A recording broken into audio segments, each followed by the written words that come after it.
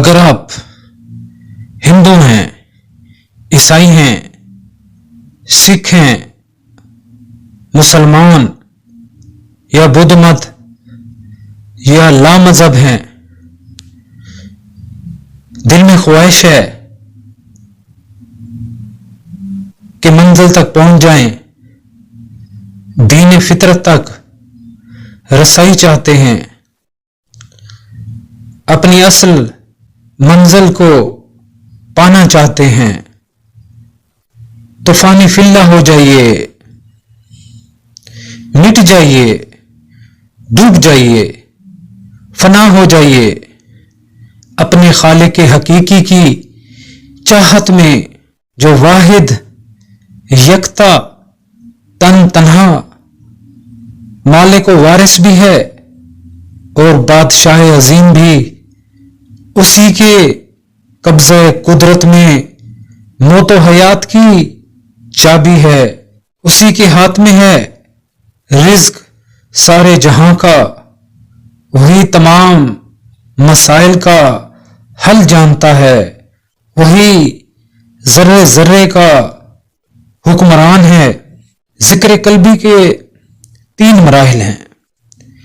پہلا مرحلہ چاہت کا، اللہ کی چاہت کا،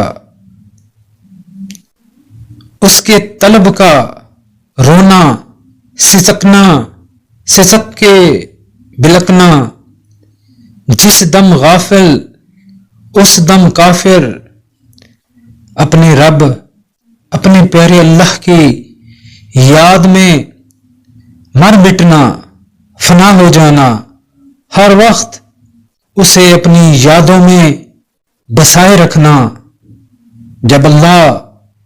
سبحانہ و تعالی مکمل طور پر دل میں بس جائے گا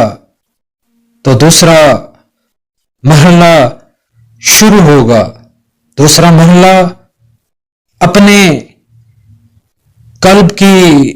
طرف متوجہ ہونا ہے، یاد رب تعالی میں فنا ہو کر، اس کی یاد میں گم ہو کر،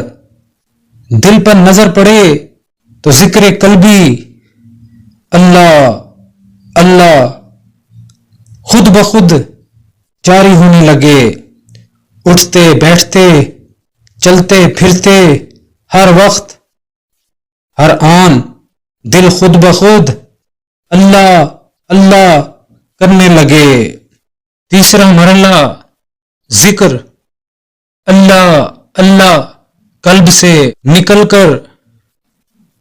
پورے جسم میں خون کی طرح پھیل جائے، جسم کا پور پور ذکر اللہ اللہ میں ڈوب جائے، مست ہو جائے، فنا ہو جائے۔ المختصر یہ کہ جب آپ اللہ کی چاہت میں ڈوب جائیں گے، فنا ہو جائیں گے، ہر لمحہ رب تعالیٰ کی یاد کو دل میں بسائے رکھیں گے تو ذکر قلبی خود بخود جاری ہوگا۔ آپ ہر وقت اللہ اللہ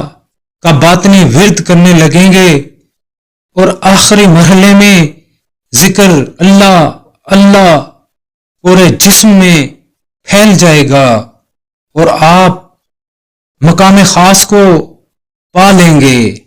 آزمائش شرط ہے، خود کر کے دیکھ لیں، ناکامی ہوئی